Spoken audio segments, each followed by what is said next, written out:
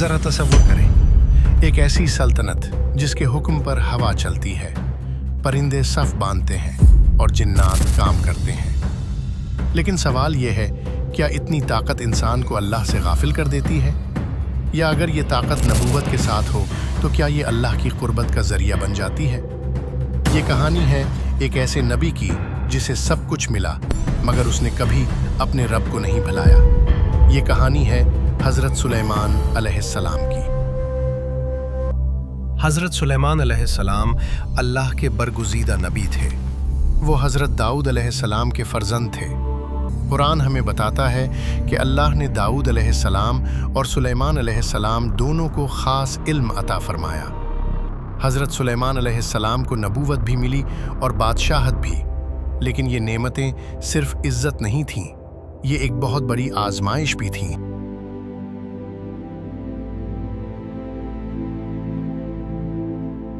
हज़रत दाऊद अलैहिस्सलाम के बाद हज़रत सुलेमान अलैहिस्सलाम को हुक्मरानी मिली।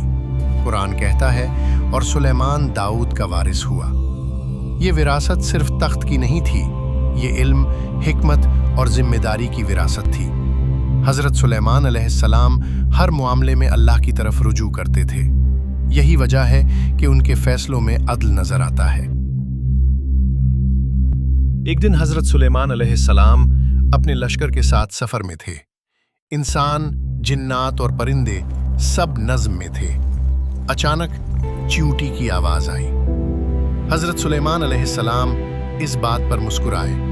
ये मुस्कुराहट गुरूर की नहीं थी, वो फौरन दुआ करते हैं, ऐ मेरे रब, मुझे शुक्रगुजार बना और नेक अमल की तौफीक दे। ये मंजर सिखाता है कि ताकत के साथ रहम ज़रूरी है। अल्लाह ने हज़रत सुलेमान अलैहिस्सलाम को हवा पर इख्तियार दिया। कुरान के मुताबिक हवा उनके हुक्म से लंबे फासले कलील वक्त में तय करती थी, लेकिन हज़रत सुलेमान अलैहिस्सलाम कभी उस पर फ़ख्र नहीं करते। वो जानते थे ये ताकत उनकी नहीं, अल्लाह की अता है। फ़ज़ा में खामोशी है मगर काम जारी है। हज़रत सुलेमान अलैहिस्सलाम के फरमान से जिन्नात बड़े बड़े काम अंजाम दे रहे हैं। इमारतें बन रही हैं, महल्लात और किले तामीर हो रहे हैं, पुल, खजाने और हकूमती दफातर भी उन्हीं के ज़रिए मुकम्मल हो रहे हैं। कुरान वाज़ेह तौर पर फरमाता है, और हमने जिन्नात को उसके फरमान के ताबे किया जो सख्त और नाफरमान न थे। सूरत सबा आयात 12 से 13। ये मंज़र सिर्फ ताकत का मुज़ाहिरा नहीं है, ये एक निज़ाम और अदल कायम करने की मिसाल है। जिन्नात को इख्तियार दिया गया था, लेकिन वो अल्लाह के कानून के पाबंद थे। अगर कोई नाफरमानी करता तो कुरान में जिक्र है कि उसे सज़ा दी जाती। ये हमें ये सबक देता है कि जिन्नात भी आज़ाद मखलूक हैं, मगर अल्लाह के हुक्म और कानून के ताबे हैं, और ताकत का इस्तेमाल सिर्फ अल्लाह की रज़ा और अदल कायम करने के लिए होना चाहिए, न कि गुरूर या जुल्म के लिए। हज़रत सुलेमान अलैहिस्सलाम जिन्नात की खिदमत को सिर्फ मिशन और जिम्मेदारी के लिए इस्तेमाल करते थे, न कि ज़ाती फ़ख्र या ताकत दिखाने के लिए। ये मंज़र हमें याद दिलाता है कि ताकत चाहे इंसान, जिन्नात या कोई और मखलूक के पास हो, अगर अल्लाह के इख्तियार और इजाज़त के बग़ैर इस्तेमाल की जाए तो ये नुकसान का सबब बन सकती है। और हज़रत सुलेमान अलैहिस्सलाम की ज़िंदगी ये बताती है कि असल अज़मत इल्म, शुक्र और अल्लाह की इबादत में है, ताकत में नहीं। एक दिन हज़रत सुलेमान अलैहिस्सलाम परिंदों का जायज़ा लेते हैं। हुदहुद मौजूद नहीं, ये गुस्सा नहीं, ये नज़्म व ज़ब्त है। थोड़ी देर बाद हुदहुद आता है और एक बड़ी खबर देता है, सबा की कौम सूरज की इबादत करती है। ये लम्हा दावत हक की बुनियाद बनता है।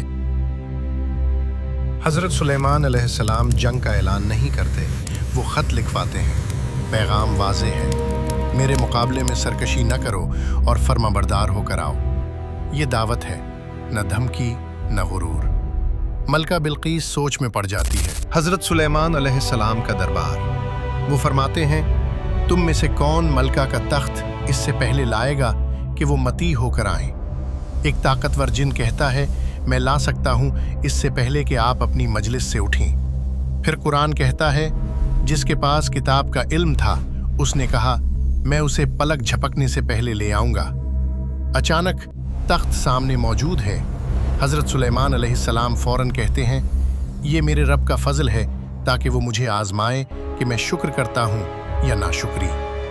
ये लम्हा वाज़ेह कर देता है असल ताकत इल्म और अल्लाह के इज़्न में है। फ़ज़ा में खामोशी छाई हुई है। हज़रत सुलेमान अलैहिस्सलाम अपने महल में खड़े हैं, असा के सहारे, और जिन्नात और लश्कर अपने मामूल के काम में मसरूफ़ हैं। वो काम करते हैं, महल्लात तामीर कर रहे हैं, ख़ज़ाने तरतीब दे रहे हैं, सब कुछ बिल्कुल उसी अंदाज में जैसा हज़रत सुलेमान अलैहिस्सलाम के हुक्म के मुताबिक होता है। लेकिन हकीकत ये है कि हज़रत सुलेमान अलैहिस्सलाम की ज़िंदगी ख़त्म हो चुकी है और ये जिन्नात को मालूम नहीं। कुरान में अल्लाह ताला फरमाता है, फिर जब हमने सुलेमान पर मौत का फ़ैसला नाफिज किया तो जिन्नात को उसकी मौत का इल्म न था, यहाँ तक कि एक ज़मीन का कीड़ा दाबतुल अर्द उनकी असा को अंदर से खाता रहा। सूरत सबा आयत 14।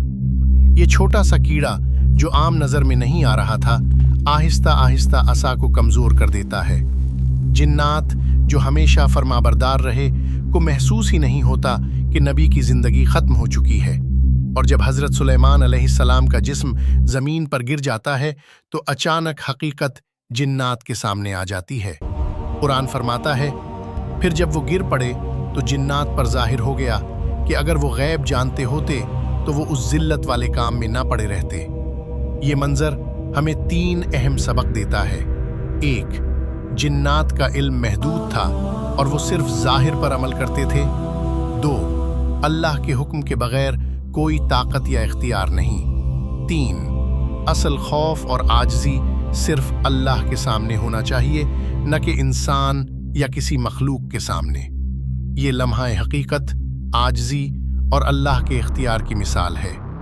जिन्नात हमेशा फरमाबरदार रहे, मगर हकीकी इल्म और गैब सिर्फ अल्लाह के पास था। हज़रत सुलेमान अलैहिस्सलाम की ज़िंदगी हमें ये सिखाती है, ताकत अमानत है, इल्म जिम्मेदारी है और शुक्र निजात का रास्ता है।